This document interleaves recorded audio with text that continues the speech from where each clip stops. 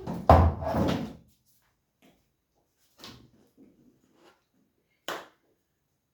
नारायण। आज हामी प्राय सूत्र त अब ज्योतिषको सूत्र त सकिँदैन र पनि भाइहरूको उत्तरको पश्चात है हामी अब आजदेखि कुण्डलीमा प्रवेश गर्दैछौँ। कुण्डली हाम्रो बनाउँदाखेरि यसरी बनाइन्छ।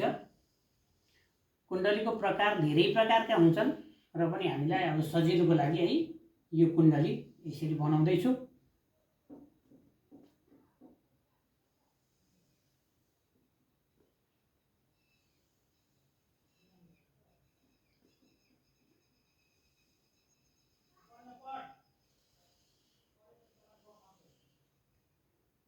यो हाम्रो अहिले हामी 21औं मैले सूत्र भनेको थिएँ। मोटामोटी 21वटा सूत्रले चाहिँ अलिअलि हामी फलादेश गर्न सक्नेवाला हुन्छौँ।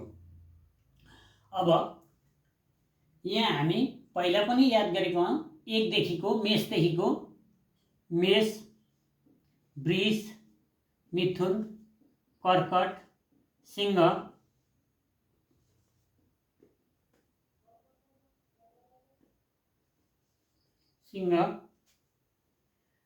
कन्या,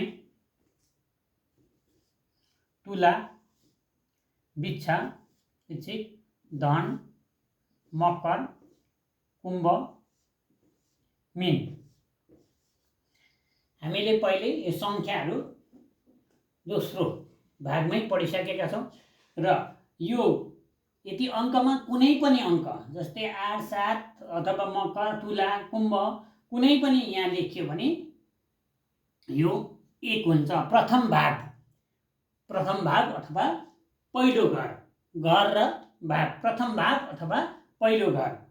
अब यहाँबाट शरीरको सम्पूर्ण अङ्ग तन भने चाहिँ हाम्रो डल्लै शरीरलाई नि यहाँबाट हेर्न सकिन्छ।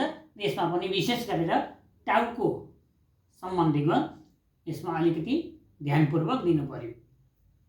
अब यो पहिलो भाग भयो। पहिलो भागको मालिक कहाँ हेर्दाखेरि पहिलो भागको मालिक कहाँ गएर बसेको छ? तनको मालिक, शरीरको मालिक। उसको शरीरमा रोग आदि, घातक रोग आदि सम्पूर्ण बयानहरू चाहिँ पहिलो घरबाट हेरेर ग्रहको मालिक हेरेर गर्नुपर्छ। यसले तन हेर्ने, शरीर हेर्ने। अनि भाग्य सबै कुरो प्राय लग्नलाई विशेष महत्त्व दिनुपर्छ ज्योतिष शास्त्रमा। अब यो भयो 2 नम्बर यो धन कमाउने घर। कसरी कमाउने, के व्यवसाय गर्ने धनको कमाउनुको लागि, अथवा धन कमाउनु कता जाने, यसको मालिक हेर्न। अनि कुटुम्ब पनि हेरिन्छ यहाँबाट। कुटुम्ब कतापट्टि, कुटुम्बको सलोकी गर्ने। यो धन स्थान, यो धन कमाउने घर र कुटुम्बको घर भयो।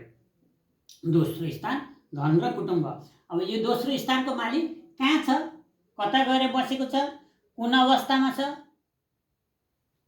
डिग्री कस्तो छ, कुन तत्त्वमा छ, शत्रुको दृष्टि छ कि छैन, मित्रको मात्रै दृष्टि छ कि, बृहस्पति चन्द्रमाले यसलाई कस्तो दृष्टिले हेर्दैछ, यी सबै आधार हेरेर यसको फलमा हामी जान्छौँ। तेस्रो पराक्रम र मेहनत। अब यो शरीरको टाउको भाषी यो पराक्रम कति पराक्रमिलो छ मान्छे, पराक्रमिलो छ, कति मेहनत गर्न सक्छ, कति मेहनतिलो छ।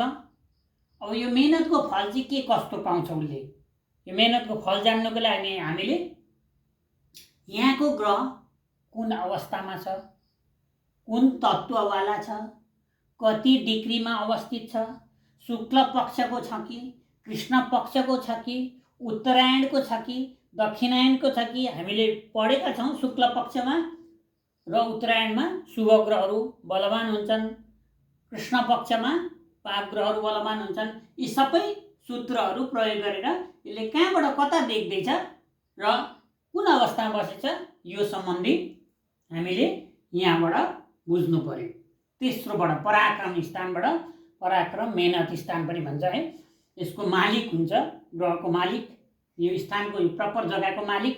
हामी यो मालिक सम्बन्धी जान्नेछौँ। यो चतुर्थ स्थान, चौथो स्थानले आमा, भूमि, घर, गाडी, घोडा, पशु आदि हामी यो चतुर्थ स्थानबाट हेर्नेछौँ। चतुर्थ स्थानबाट हामी यी सम्बन्धी हेर्नेछौँ। अब चतुर्थ स्थानको मालिक कुन पोजिसनमा छ, शत्रुगृह छ कि मित्रगृह छ कि कुन तत्त्व छ, उच्च छ कि नीच छ कि उत्तरायणको छ कि दक्षिणायनको छ कि होइन, कुन चाहिँ गुणले युक्त छ। हामीले गुण पनि पढेका छौँ, सतरजतम गुणले युक्त छ। यी सबै विचार गरेर चतुर्थ स्थानको मालिकको हामीले बयान गर्नुपर्छ। अब पञ्चम स्थान यो विद्या स्थान। ल यसलाई यसको चाहिँ विशेष कनेक्ट यहाँसँग पनि लिनुपर्छ है। यो विशेषले भाग्य बनाउनमा सहयोग, किन विद्या राम्रो आर्जन गर्यो भने भाग्य बनिन्छ। विद्या ददाति विनयम, नम्रता आउँछ। त्यही कारणले यो स्थानलाई एकदम ध्यानपूर्वक हेर्नुपर्छ ज्योतिषमा। यहाँ विद्या हेर्ने र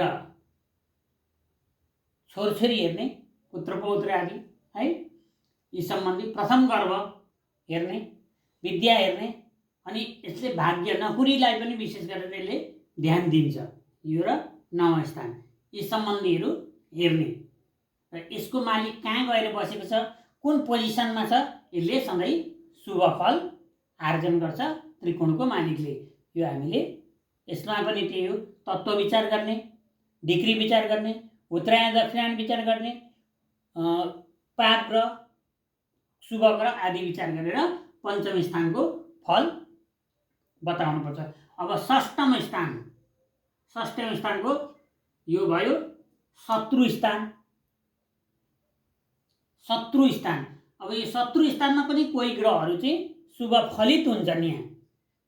र यो शत्रु स्थानको मालिक कहाँ गएर बसेको छ, कुन स्थानमा छ, कसरी कस्तो शत्रुता छ, अथवा शत्रुता बलवान छ कि, अथवा शत्रुबाट पैसा रुपियाँ आर्जन गर्ने छ कि, अथवा धनस्थानको मालिक नीच भएर शत्रु स्थानमा बसेको छ कि, यी सबै हेर्ने।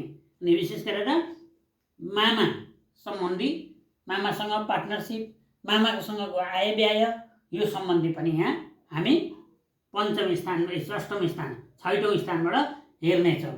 र यसमा पनि हामी तत्त्व विचार गर्नेछौँ है, उच्च नीच विचार गर्नेछौँ, शत्रु र मित्र विचार गर्नेछौँ। तत्काल शत्रु मित्र पनि छ, हामीले तत्काल शत्रु मित्र पनि जान्नुपर्ने छ। तत्काल शत्रु मित्र विचार गर्नेछौँ। त्यहाँबाट भएन डिग्री विचार गर्नेछौँ हामी, कुन अवस्थाको छ, साथै मित्र छ कि शत्रु छ कि, किनभने पाप ग्रहहरू यहाँ सधैँ एक्टिभ हुन्छन्, बलवान हुन्छन्। र पाप ग्रह उच्च भयो भने एकदमै राम्रो यहाँ। यी सम्बन्धीमा हामीले आज 1 2 3 4 5 6औं अवस्थासँग हामी यहाँसम्म हामी यो आजको फलादेश गर्ने विषय लिएर चर्चा गऱ्यौँ। नमो नारायण।